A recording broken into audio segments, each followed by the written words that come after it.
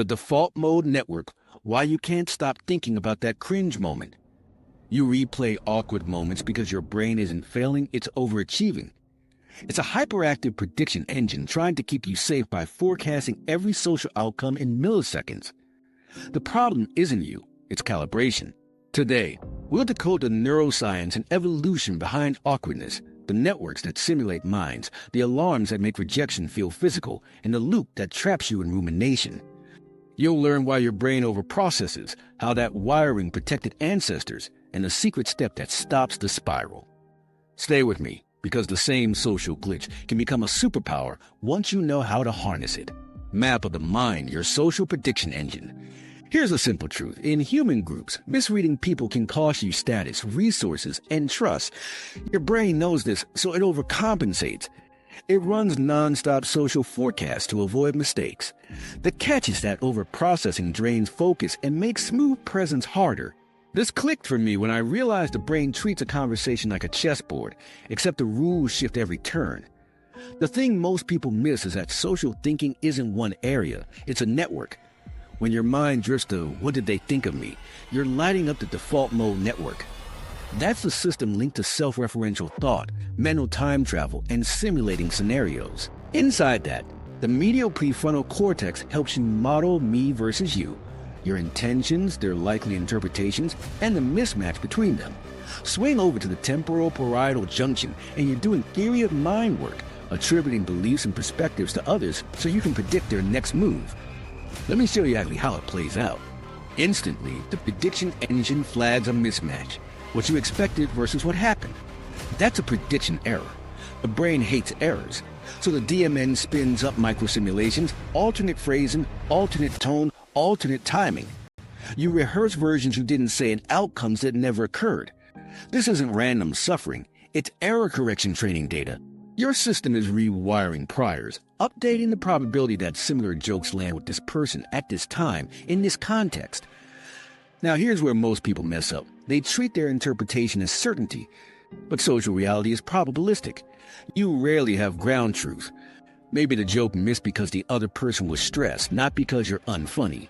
If you ignore base rates, how often neutral explanations beat catastrophic ones, you end up overweighting rare, negative possibilities. Ambiguity explodes the number of branches your brain must simulate. More branches, more compute. More compute, more fatigue. This is why certain settings burn you out faster. Networking events, group chats, or a new team at work. They're ambiguous environments with weak feedback. Your internal model has to guess more, which means the DMN runs hotter. People think they're bad at socializing, when actually their prediction engine is operating at a high resolution with noisy input. Garbage in, garbage out. A quick story. Last week, a viewer told me they replayed a 5-second pause after they spoke, convinced it meant rejection.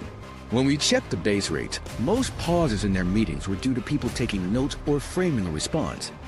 Once that clicked, their brain needed fewer simulations to feel safe.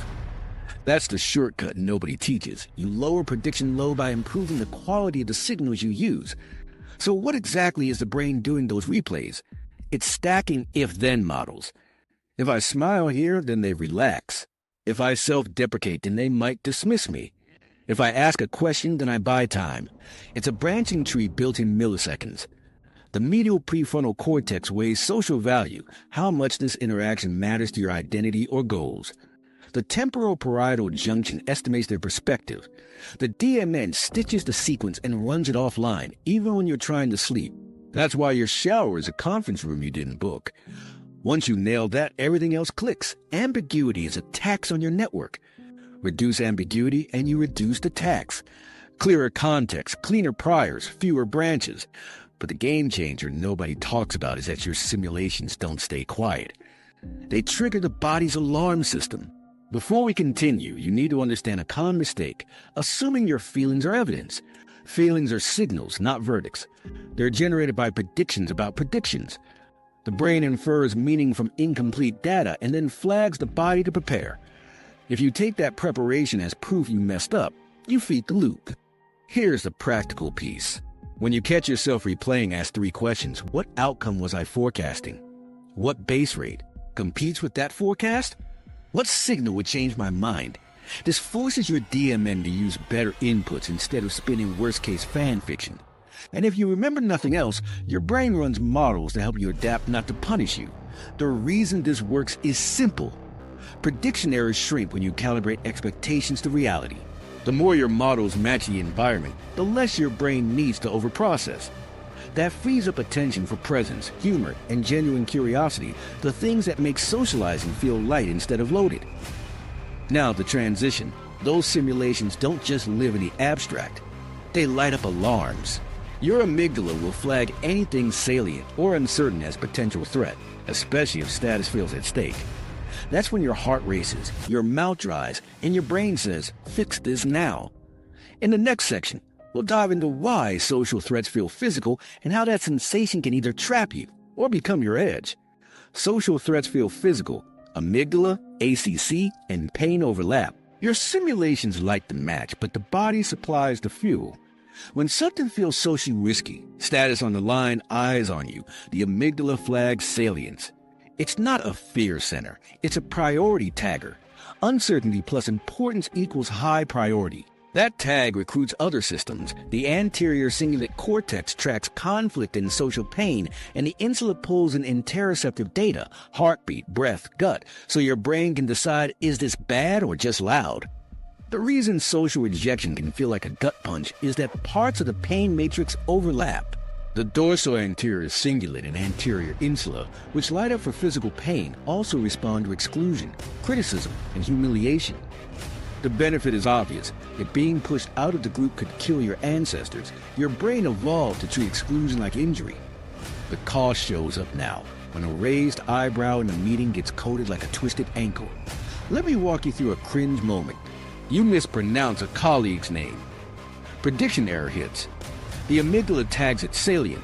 The ACC detects a mismatch between I want to be competent and I just look clumsy.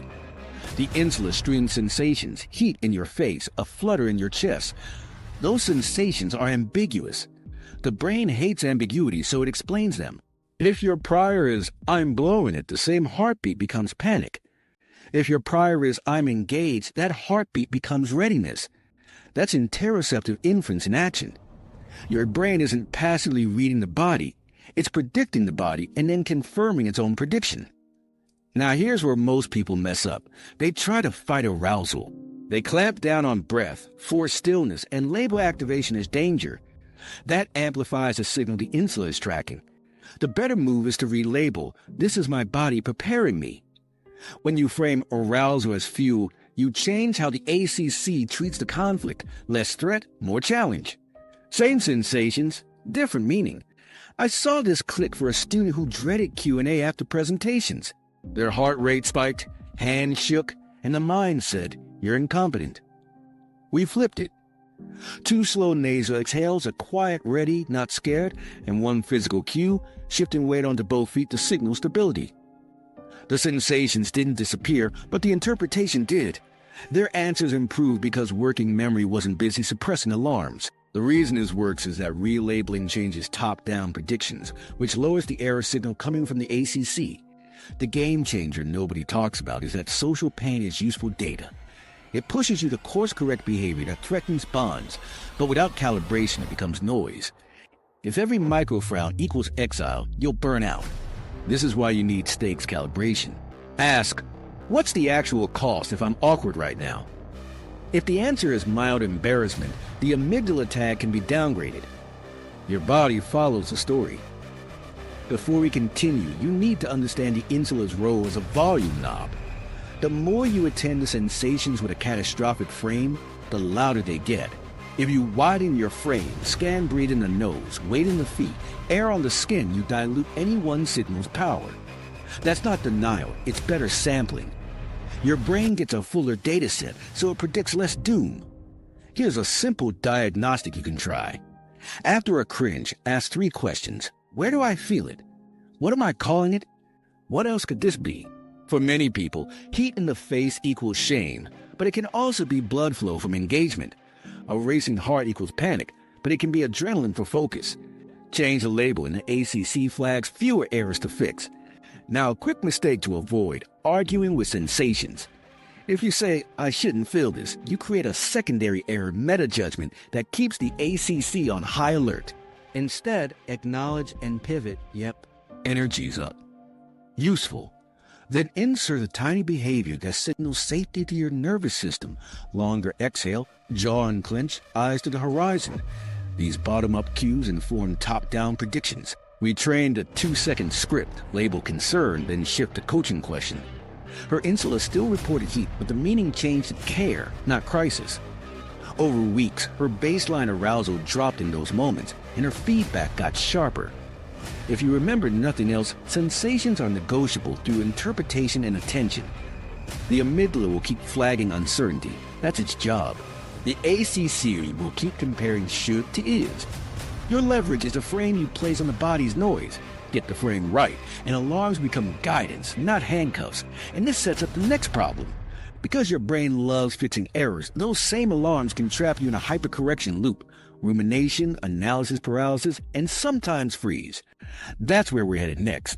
The hypercorrection loop, rumination, error signals, and freeze.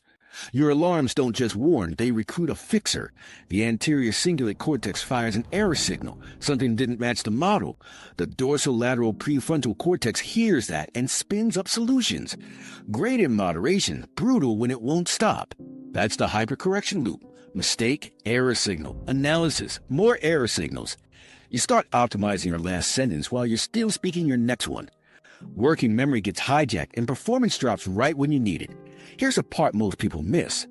The loop isn't purely mental, it's embodied. Arousal squeezes bandwidth, and the fixer responds by layering more control, monitoring tone, posture, word choice, eye contact, until control itself becomes the problem. You feel your mind narrow.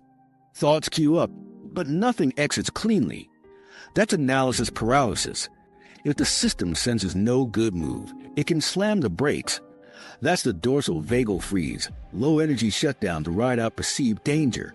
You're present, but not accessible, like a browser tab that refuses to load. Let me show you exactly how it spirals. You blank on someone's name during intros. ACC flags error. DLPFC jumps in, search harder. Arousal rises.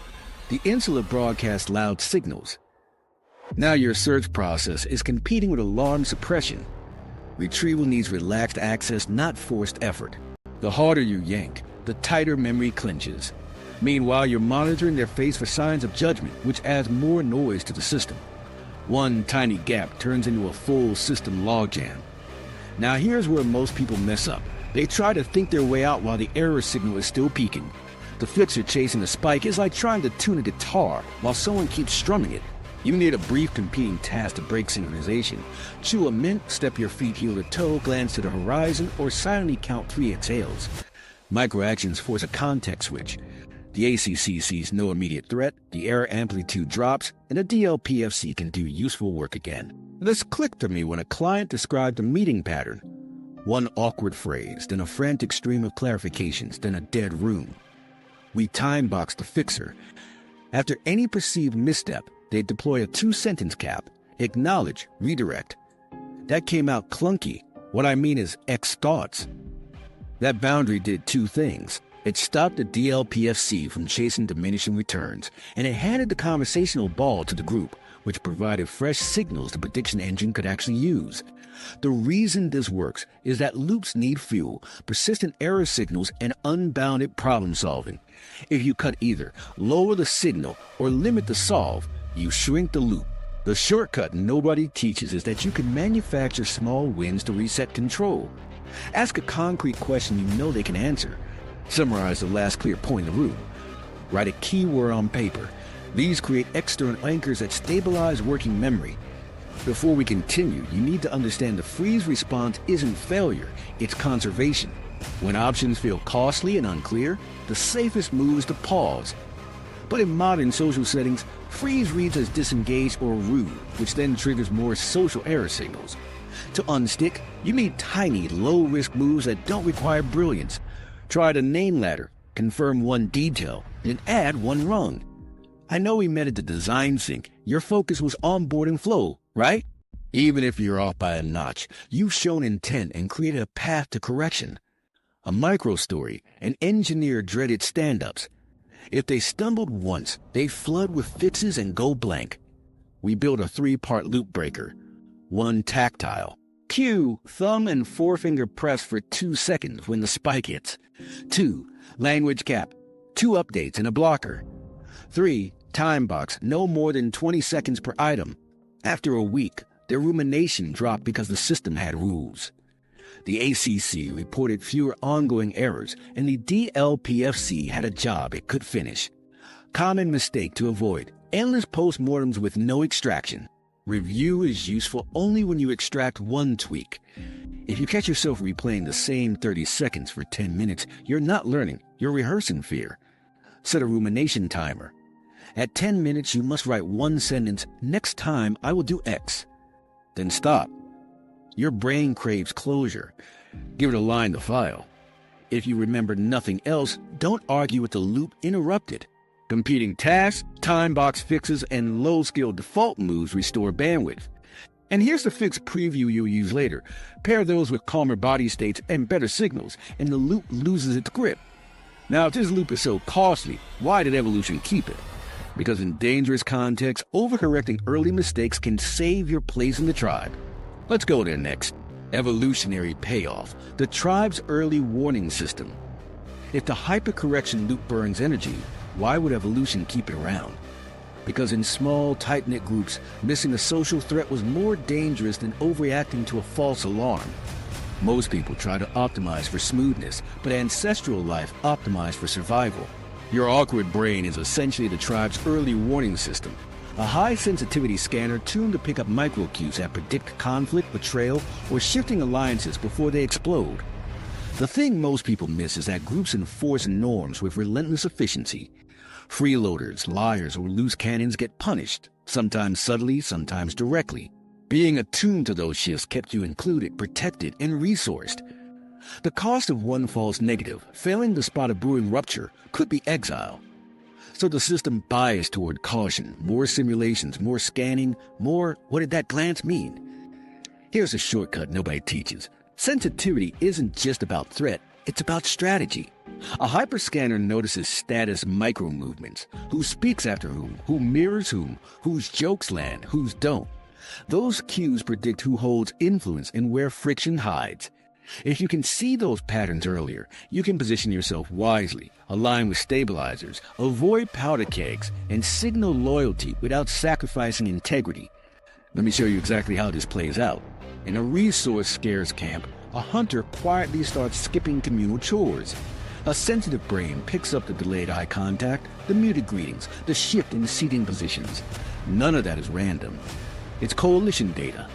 You don't need perfect accuracy to benefit, you need enough signal to update priors before the group enforces a cost. Your overthinking is essentially a Bayesian alarm. Small evidence bumps the probability of trouble, so you get cautious. Now here's where most people mess up. They treat all modern ambiguity like ancestral danger. In the past, stakes were often existential. Today, many contexts are safe but noisy. Open offices, social media, crowded meetups. The same sensitivity that protected you now generates false positives. That's the trade-off. But don't throw out the sensor. Calibrate it. Ask, is this environment historically high stakes or just high volume? High volume needs filters, not panic. The reason this works is signal to noise. In harsh environments, you want a detector that catches faint signals even if it flags innocuous ones. In safer settings, you want the opposite. Fewer false alarms to preserve energy. Think of your brain as having 2 modes: Sentinel mode for uncertainty and Collaborator mode for stability. The skill is switching modes on purpose instead of letting context whip you around. A micro story. On a wildfire crew, one rookie noticed a subtle change in wind and bird calls before anyone else did. He sounded awkward, hesitant, over-detailed, but he was right. That early cue gave the team minutes to shift position. High sensitivity, big payoff. Translate that to an office. You notice a product manager's enthusiasm dip when budgets get discussed. You flag it, ask a clarifying question, and discover a resourcing risk no one named. The same detector that revs during small talk becomes priceless in planning. Before we continue, you need to understand the norm detection piece. Humans punish norm violations because norms reduce friction. A hyperscanner excels at spotting micro-violations, interruptions, side eyes, sarcasm that lands heavy. That doesn't mean you must police every infraction. It means you can guide groups back to alignment with light touches, surface assumptions, ask for expectations, suggest process tweaks.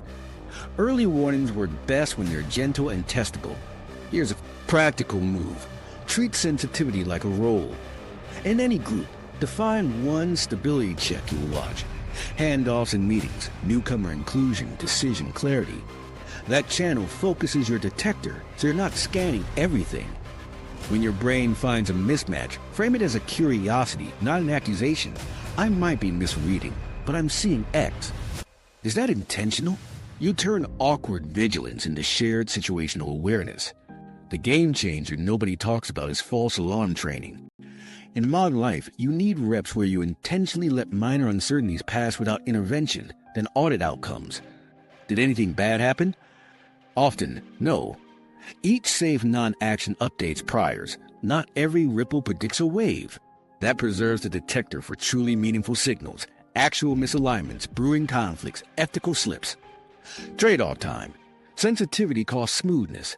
You'll sometimes look hesitant, intense, or too careful, but groups benefit from someone who tracks weak signals.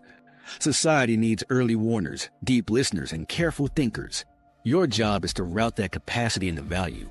Catch drift early, translate feelings into testable hypotheses, and propose small, reversible corrections. If you remember nothing else, your awkwardness is the price of a high-resolution sensor. Keep it. Calibrate it. Aim it. Next, we'll see how that same sensitivity fuels empathy, and what to do when empathy overload turns social life into static. Empathy overload, mirror systems, and emotional contagion. Sensitivity doesn't stop at threat detection. It also amplifies empathy. The thing most people miss is that empathy has two lanes. Affective empathy is your automatic resonance with someone's feelings. Your body mirrors their state. Cognitive empathy is perspective-taking, understanding why they feel that way. Awkwardness spikes when effective empathy outruns cognitive control. You pick up too much signal, too fast, and your system floods before you can make sense of it. Here's why that matters. Brains are social imitators. When you see someone wince, your motor and premotor systems nudge similar patterns. You don't need a mystical mirror neuron story to get the effect. Networks spanning the inferior frontal gyrus, inferior parietal regions, and insula coordinate perception with internal state.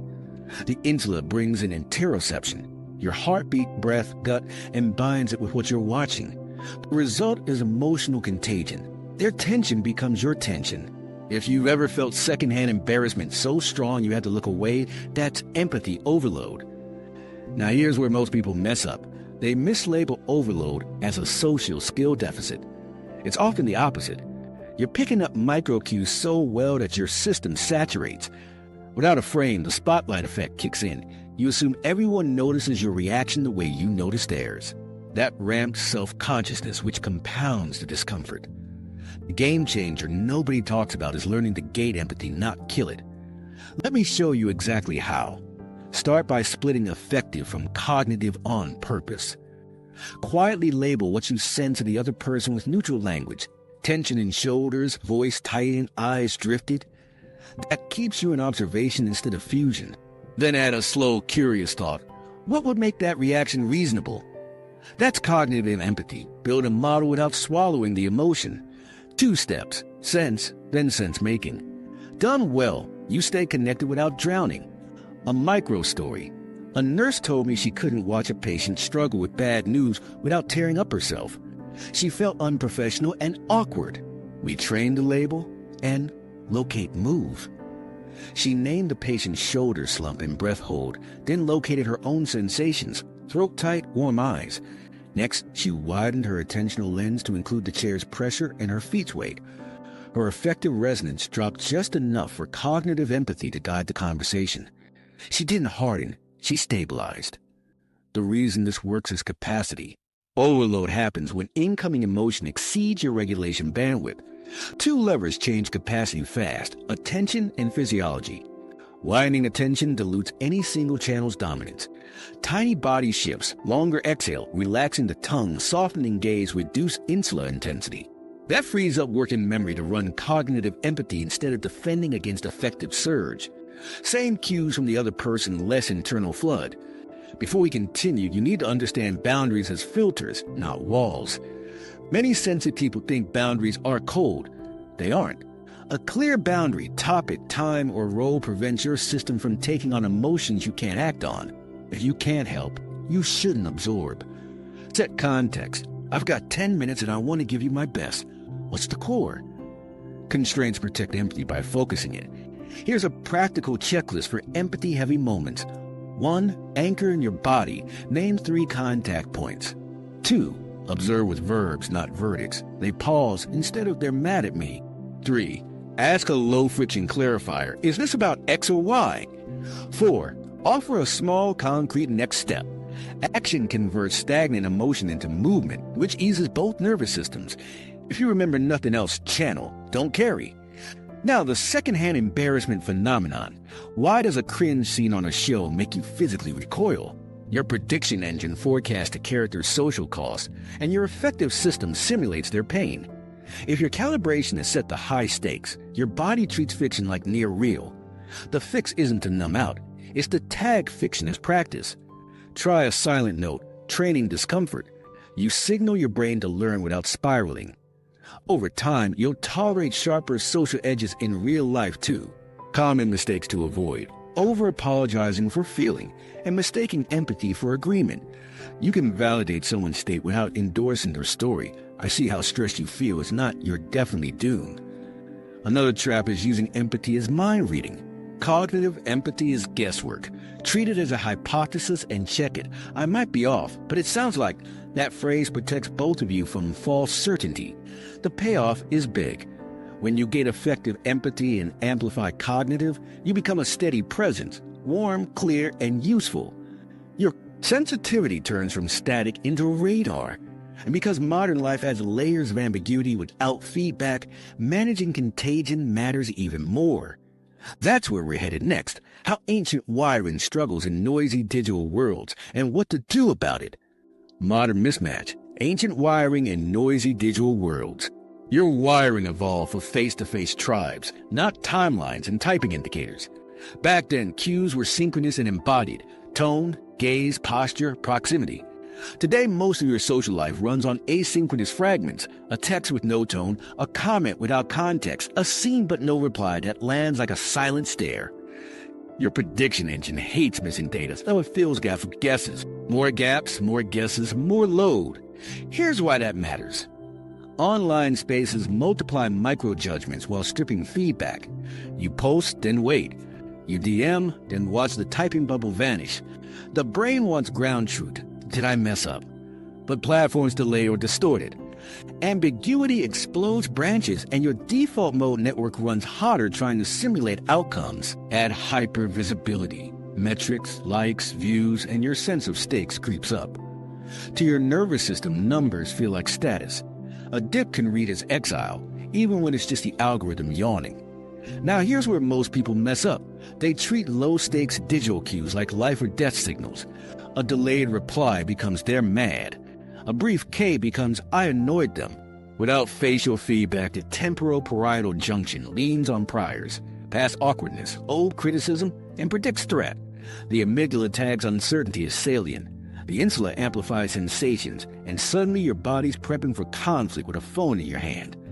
That mismatch at caveman alarms, cloud notifications, keeps you in a low boil. Let me show you exactly how a simple text can spiral. You send a joke. No response for 2 hours. Your model spawns branches. They didn't get it. They're offended. They're busy. They hate me. Their phone died. Catastrophic branches feel vivid, so they win attention. You refresh, you reread, you self-edit future messages in your head. Meanwhile, your working memory is hijacked. That's not a willpower failure. It's a prediction engine starving for data. The reason this hits harder online is signal quality. In person, a raised eyebrow sits beside a smile, a chuckle, a head tilt. You get a pattern that dampens extremes. On screens, one signal dominates and the rest vanish. The lesson is simple. Upgrade inputs before you force outputs. Don't demand certainty from a bad signal. Change the channel. Practical move 1. Choose richer mediums for ambiguous moments. Voice note beats text. Quick call beats voice note. Video beats call. Each step adds bandwidth, tone, pacing, micro pauses that improve priors. Practical move 2. Set explicit expectations. I'm offline for a few hours, or I reply in batches, or if I'm short, it's because I'm in transit. You reduce mystery so your DMN doesn't invent horror stories. Before we continue, you need to understand permanence and searchability. In ancestral groups, awkwardness decayed. Today, post-live forever and context shifts. Your brain senses this and quietly inflates stakes. The fix isn't silence, it's constraints. Use defaults that age well. Kindness, clarity, and curiosity. Avoid absolute claims when you lack context. Ask one clarifying question before you counter. You protect future. You from past use overconfidence. A micro story. A gamer messaged a teammate after a rough match, no reply until the next day. He spun scenarios and nearly quit the team. We ran a signal check. Was the teammate usually fast to reply? No. Did they work nights? Yes. Base rate beat panic.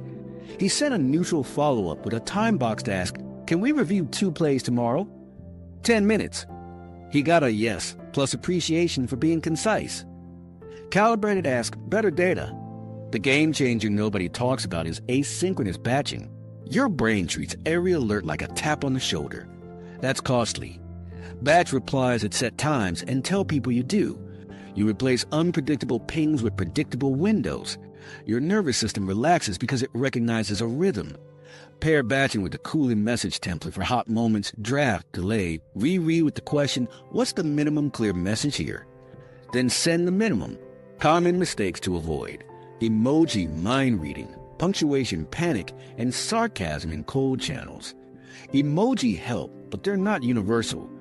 Punctuation style varies across cultures and neurotypes. Sarcasm without tone gets misfiled as contempt. If a message matters, add a brief context line, joking, curious, or direct ask. That tiny label saves hours of repair.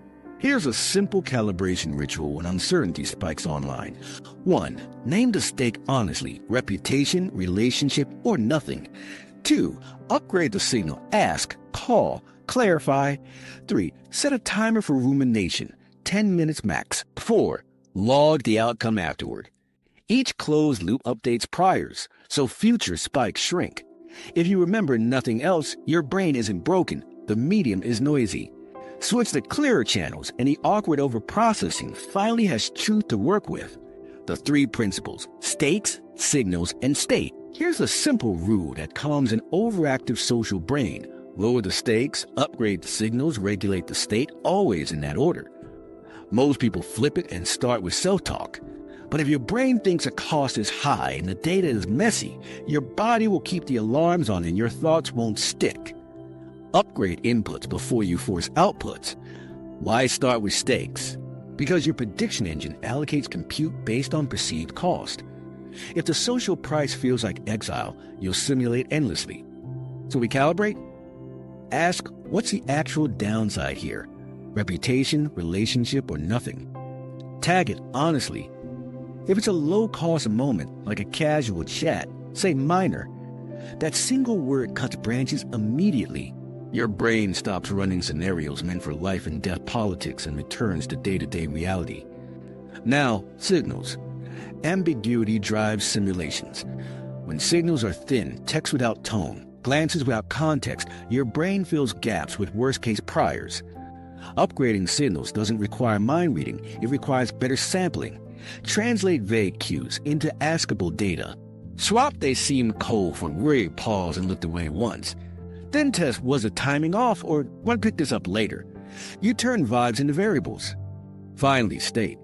If your body is in red alert, your working memory shrinks, and your models skew negative. You don't need a 30-minute routine.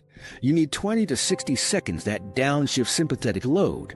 Longer exhale than inhale, jaw unclenched, eyes to the horizon. Then apply one reframe. If you try to reframe first, you're arguing with adrenaline. State drives the success of self-talk. Let me show you exactly how to run the sequence in live fire. You say something that lands awkward. Your heart jumps. First, stakes, whisper, minor, unless the context is truly critical. Second, signals. Look for confirmers, not assumptions. Are people leaning in, taking notes, or moving on? If you don't know, ask a tiny clarifier. Did that make sense? Third, state. 2 slow nasal exhales. Soften the shoulders. Release the tongue from the roof of your mouth. Only then add a crisp reframe. Clunky start, clear point ahead. That order matters. Here's a shortcut nobody teaches. Pre-calibrate stakes before you enter. Decide the maximum consequence you allow your brain to assume without new data. For a coffee chat, set reputation unaffected. For a team meeting, set learn one thing, offer one thing. When stakes are bounded in advance, your prediction engine doesn't spin infinite loss scenarios after small hiccups. Common mistake to avoid, seeking certainty over clarity. Certainty in social life is rare. Clarity is accessible. Clarity means you know what you'll do next under uncertainty. Ask, wait, or move on. Create a next move default for each setting. If a question lands flat, your default might be, I'll try a simpler example, not I need proof they like me.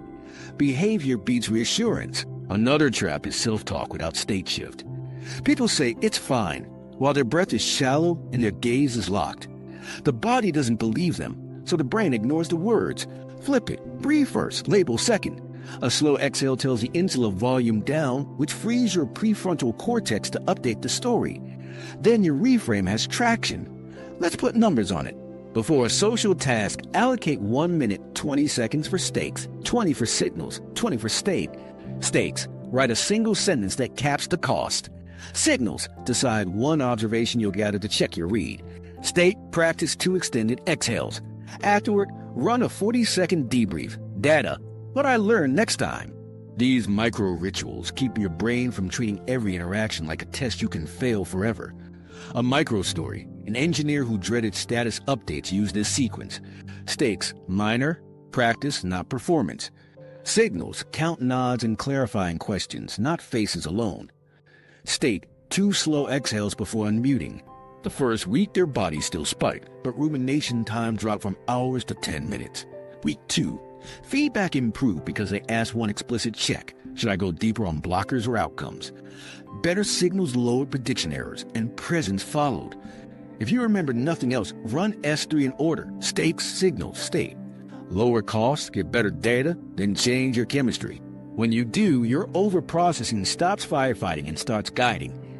And now we'll take that foundation and build specific tools, how to reframe errors so they actually stick. Reframe the error, cognitive reappraisal that actually sticks. Most people try to think positive after an awkward moment and wonder why it bounces off. The reason is simple. Your brain updates predictions based on credible evidence, not slogans. Reappraisal that sticks changes the priors your prediction engine relies on, so future error signals shrink. Think of it as upgrading your internal spreadsheet, not painting over cells with a highlighter. Here's the frame that works. Data, not disaster.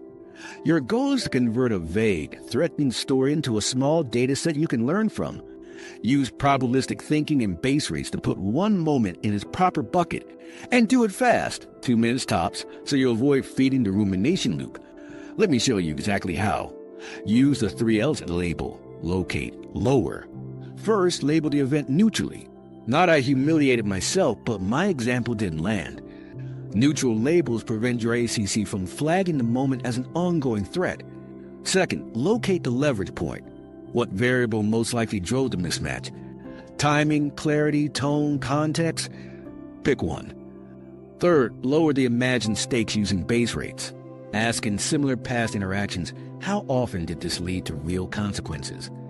Usually the answer is rarely. That single estimate downshifts your model. Now embed counterfactuals with limits. Your brain loves if only, but you have to constrain it. Write one bounded alternative. If I had used the concrete example first, comprehension probability likely increases. 1, not 10. This keeps the DLPFC focused and prevents perfection spirals. Then add a testable next move. Next time, start with one-line summary, then example. You turn pain into a plan. Here's a 2-minute post-awkward debrief you can run anywhere. Timer on. 30 seconds. Data only. What was said, what was seen, no adjectives. 30 seconds, base rates.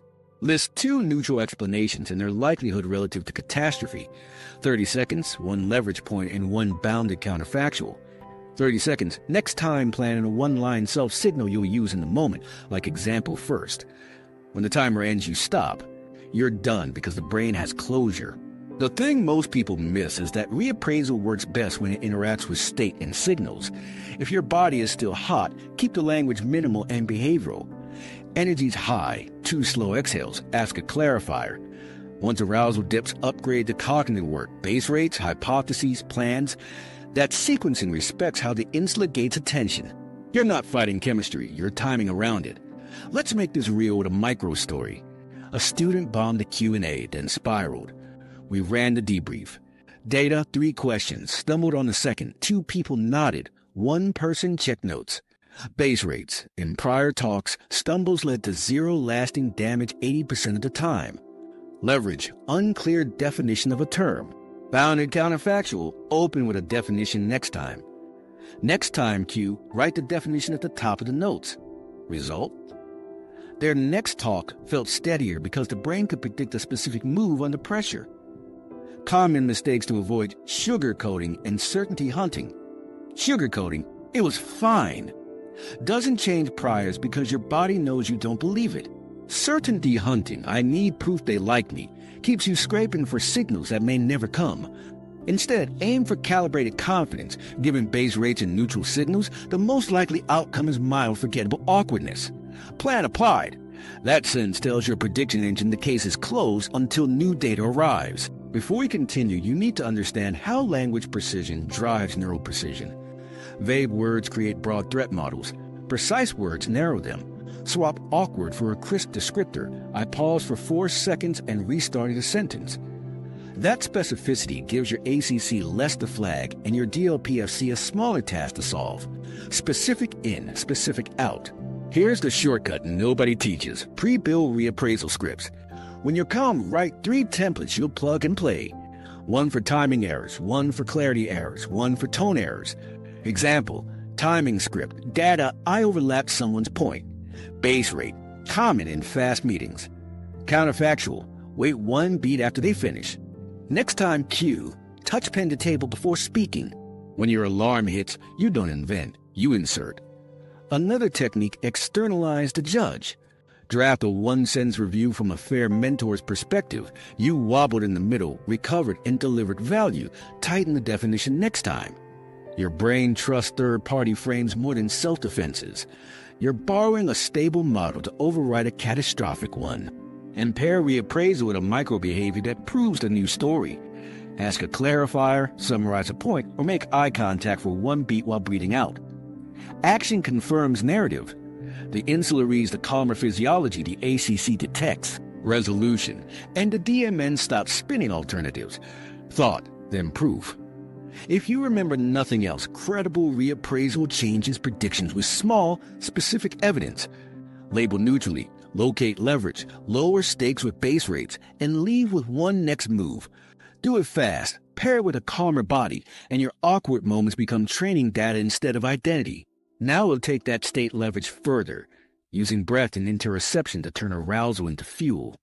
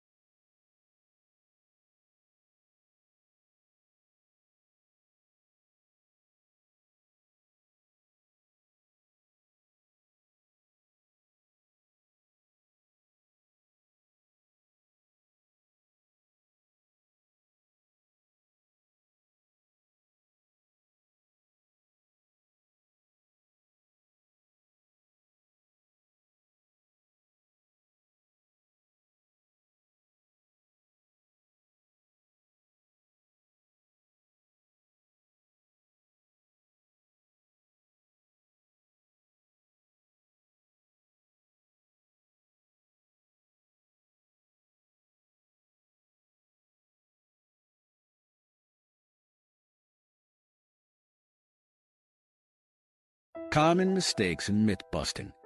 Let's clean up the biggest myths that keep sensitive, high-resolution brains stuck.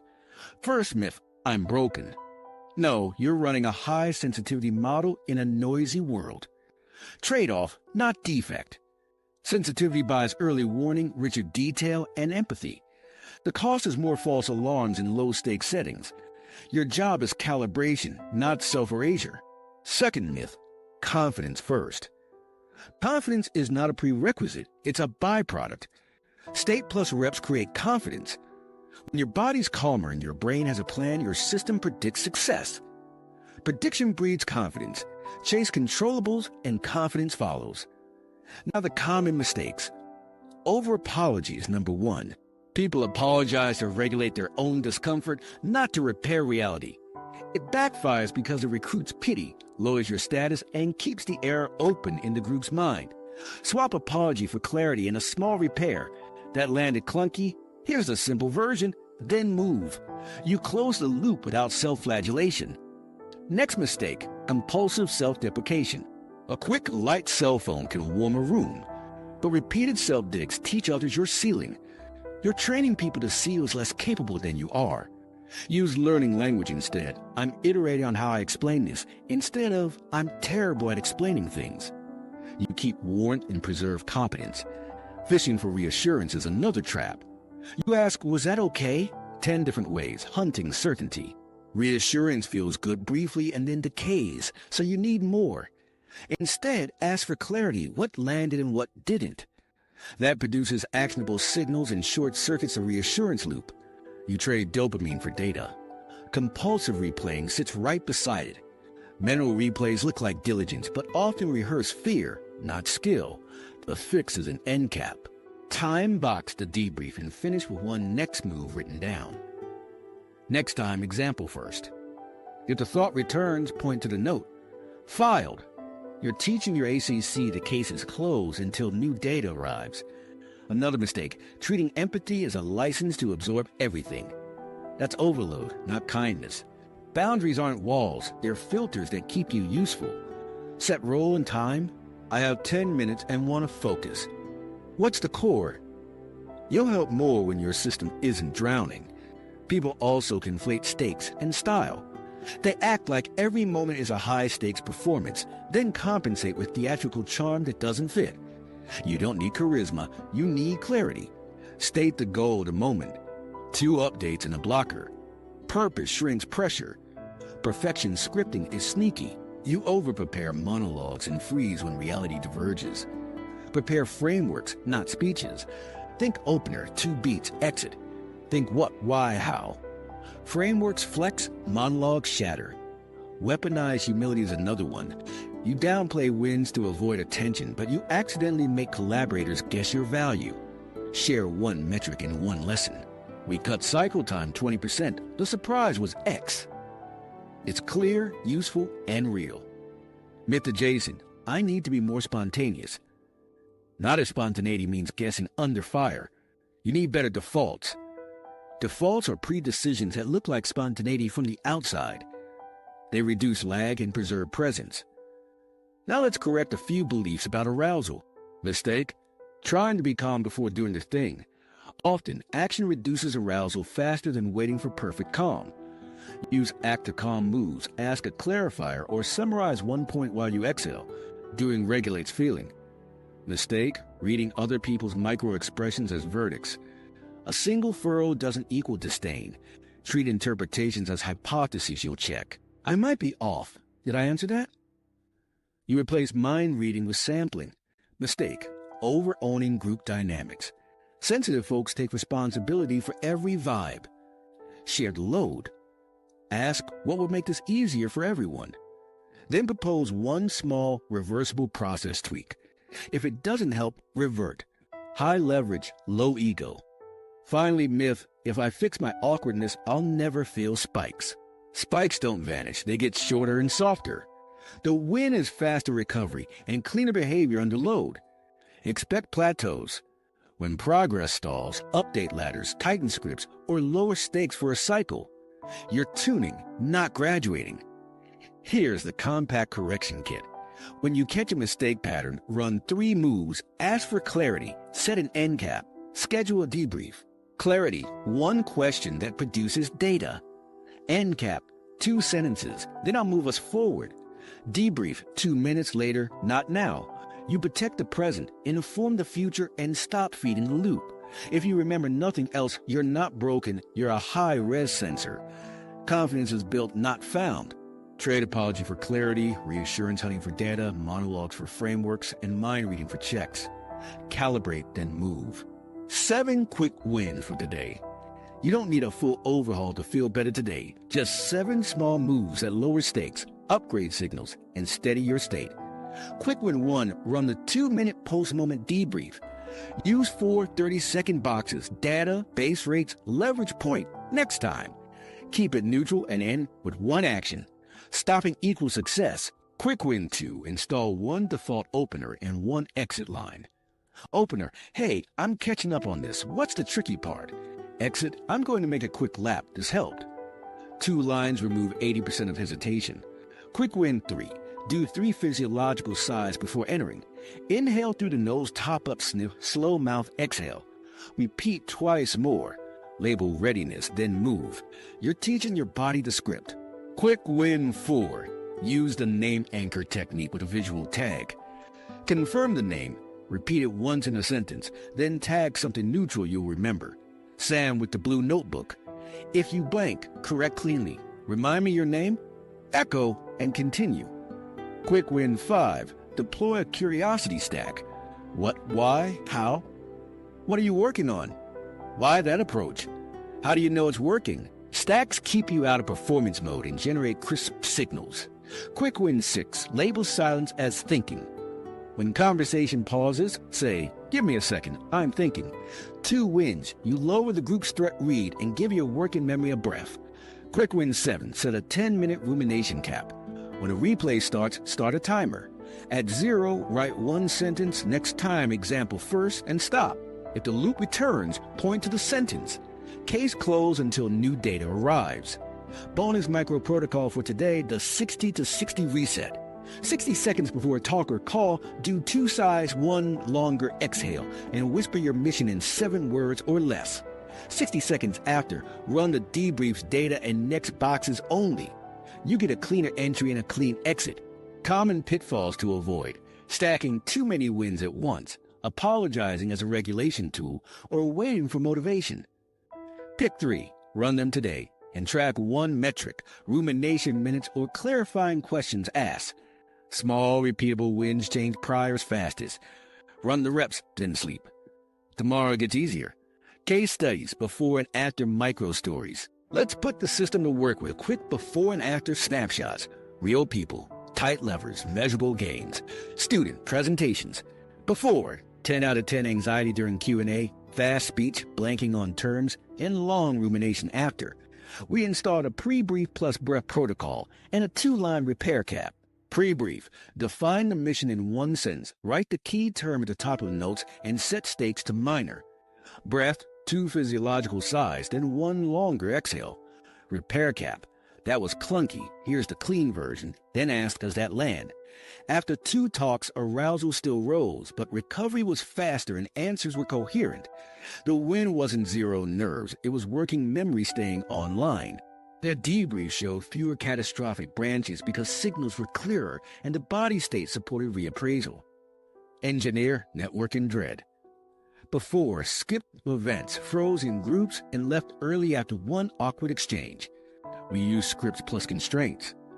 Opener, I'm mapping X, what's the tricky part people miss? 2-topic rule to avoid wandering. Exit line ready, I'm going to make a quick lap, this helped. Time box to 40 minutes with a mission. Learn 1 thing. Offer 1 resource. The first event produced 3 useful chats because defaults removed decision load. Rumination shrank. The 10-minute cap caught loops before they spiraled. By the 3rd event, they started a small bring-a-link circle and felt engaged without pretending to be gregarious. Sensitivity became strategy. Nurse, empathy overload. Before, secondhand distress spiked during tough patient updates. Tears threatened. Post-shift exhaustion. We trained boundaries and recovery. In moment, She ran label and locate, observed the patient's cues with verbs, locate her own sensations, widen attention to feet and chair, then ask one clarifier, is this more about timing or options? Role and time boundary. I have 10 minutes to focus. What's most important? Aftercare. 5-minute walk, 2 sighs, and a short write-down of 1 action taken. After 2 weeks, she reported steadier delivery, less collapse after shifts, and clearer memory of details. Empathy stayed warm. Overload dropped because attention and physiology were gated on purpose. Gamer. Online ambiguity. Before, delayed replies triggered catastrophic branches, quit scrims early, sleep disrupted. We installed signal checks and batching. Rule 1, assume low stakes unless contradicted twice.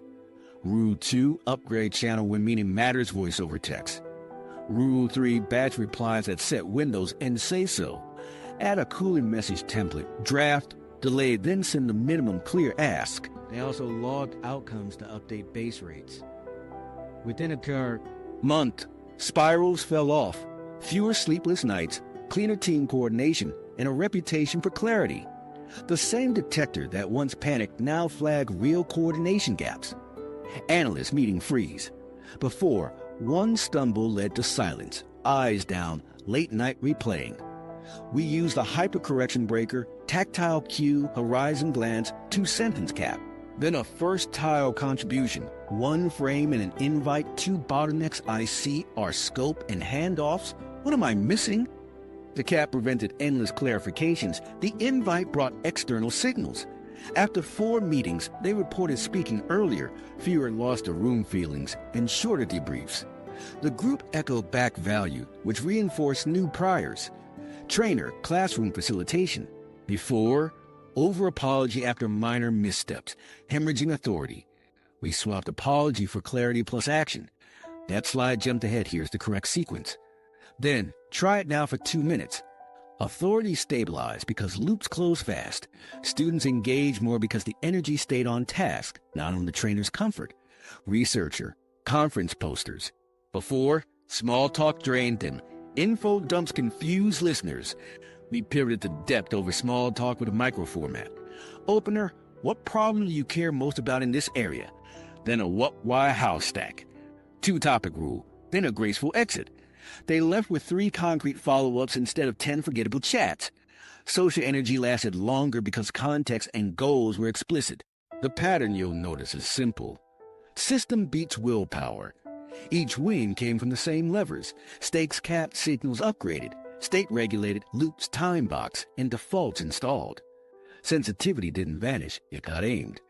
When your brain knows the mission has a few rails and trusts a fast recovery plan, awkwardness stops being identity and becomes training data. That's the shift that opens everything else we'll build next. The big picture. Your brain is a high-res sensor. Zoom out and you'll see a simple pattern. Your awkwardness isn't randomness, it's resolution. Your brain samples more signals, generates finer-grained predictions, and flags mismatches faster than average. That high resolution is expensive in noisy environments, but priceless when precision matters. Think of yourself as running pro-grade sensor gear in a world of cheap webcams. More pixels mean clearer edges and more visible noise. Calibration, not self-deletion, is the fix. The trade-off lens explains almost everything. Sensitivity versus smoothness. With higher sensitivity, you catch weak cues early, subtle tone shifts, micro-pauses, half-finished thoughts, coalition drift. The cost is false alarms in safe context and extra compute when feedback is thin. With lower sensitivity, you glide with fewer spikes, but you'll miss faint signals that preface real problems. Neither mode is morally better. They're tools. The key is choosing the right mode for the setting. Here's why society needs your mode. Groups run on coordination and course correction. Early warners notice when assumptions diverge before projects blow up. Deep listeners extract the things someone meant but couldn't articulate. Careful thinkers map trade-offs so teams don't sprint into traps. That's the upside of a hyper-efficient prediction engine. In stable contexts, you provide grip. In uncertain ones, you provide range. You're a stabilizer and a scout. This clicked for me when a team kept missing deadlines by a little. Everyone blamed effort. One quiet analyst tracked tiny handoff delays and vocabulary mismatches. They weren't dramatic, just consistent. That sensitivity felt awkward in meetings, but it saved the next quarter by changing one routing rule and one definition. High resolution turned what looked like interpersonal noise into operational clarity. Redefine awkwardness as a calibration challenge. Instead of "I'm bad at social," try "my sensor's too open for this channel," or "I need better inputs before I decide." That language shift does two things. It protects identity, you're not broken, and it points to actions, lower stakes, upgrade signals, regulate state, or switch formats. Identity guides behavior. Behavior rewires predictions. The loop becomes constructive. Adopt a simple model: detect, decide, deliver. Detect is your native strength, sampling cues and generating options. Decide is where calibration lives. What's the stake? Which signals matter? What's the next test? Deliver is clean behavior under load, scripts, defaults, and tiny physiological levers. When detect runs hot, deliberately throttle decide with constraints. One hypothesis, one check. When deliver wobbles, downshift state first, then act. Everything you learned so far fits this model. Here's the shortcut nobody teaches. Declare your role out loud. I'm going to sanity check assumptions, or I'll synthesize themes, or I'll be the timing hawk. Naming a role focuses your sensor and sets expectations. People stop reading your scanning as insecurity and start seeing it as contribution. You feel less exposed because your brain isn't scanning everything, it's watching one lane. Expect oscillation, not perfection. Some days, noise overwhelms resolution. Other days, the same sensitivity unlocks a relationship, a fix, or a creative leap. Measure progress by recovery speed and clarity of action, not absence of spikes. A high-res system will always feel more. Your win is turning more into useful. Build identity statements that anchor this shift. Move from "I'm awkward" to "I'm a high-res human." From "I overthink" to "I pressure test before I commit." From "I'm too sensitive" to "I detect early and calibrate often." Your brain listens to repeated frames. The more you use utility language, the faster your priors update from threat to tool. Bridge to action with one weekly practice. Pick a context, define a role, set one metric, and run 10 reps. Example, one-on-ones. Role equals clarifier. Metric equals ask one what/why how stack per chat. Or team meetings. Role equals synthesizer. Metric equals summarize one theme before proposing a next step. Log outcomes briefly. You'll feel the resolution payoff where it counts and fade where it doesn't. Set expectations. What changes with practice? Spikes shorten, loops shrink, and decisions come cleaner. You'll waste less energy on phantom stakes and pour more into useful depth. Plateaus will happen. Update ladders, refresh scripts, or lower intensity for a cycle. Keep the detector, keep the empathy, keep the care. Calibrate the channel, aim the beam. Then let the work speak. What changes when you practice? Here's the payoff you can expect when you actually run the playbook. Stakes, signals, state, scripts, and reps consistently for a few weeks. First change. Spikes get shorter and quieter. You'll still feel that jolt when something lands clunky, but recovery compresses from hours to minutes. Your ACC stops flagging the moment as an ongoing threat because it trusts you'll close the loop with a clear repair or a clean exit. That trust is learned. Your brain observes your behavior and updates its predictions. Second change, you'll set cleaner thresholds for what matters. Right now, your prediction engine treats many moments like they're high stakes. Practice teaches it to separate reputation, relationship, and nothing moments fast. You'll notice yourself asking better questions up front. Is this a decision or a draft? Does this need accuracy or momentum? That shift prevents overprocessing on trivia and reserves your compute for real trade-offs. You'll say no sooner, propose narrower experiments, and stop volunteering your nervous system to problems you can't influence. Third change, relationships deepen even if you don't feel smoother. Why? Because clarity and repair beat charisma. You'll use concise frameworks, ask cleaner questions, and offer useful summaries. People experience you as present, fair, and steady under load. That builds trust faster than a perfect vibe. When a misstep happens, you'll cap it with a 2-sentence fix instead of a 5-minute apology, and the conversation will move forward. Over time, your identity shifts in others' minds from anxious to reliable. Fourth change, you'll have more energy. Overprocessing is an energy leak. Once you reduce branches with scripts and constraints and stop rumination with end caps, you'll get that bandwidth back. Sleep gets cleaner because your DMN has a scheduled debrief instead of an all-night audit. During the day, you'll redirect surplus attention into making better drafts, clearer plans, sharper questions. The same sensitivity that used to chew you up becomes throughput. Fifth change: decision speed increases without recklessness. Because you're upgrading signals before forcing outcomes, you'll gather just enough data to act, then iterate. Small, reversible moves replace endless hypotheticals. You'll stop seeking certainty and start shipping clarity. That's visible progress, which further lowers your baseline arousal in similar contexts. Momentum compacts fear. Now, an honest warning, you'll hit plateaus. Your system adapts, then coasts. That's not failure, it's a cue. Update 3 things when progress stalls. 1. Refresh ladders, raise one dimension a notch, not 3. 2. Rotate scripts, retire one opener and craft a new one that fits your current context. 3. Recheck stakes. Are you inflating cost again because the arena changed? Small tweaks restart learning without frying your circuits.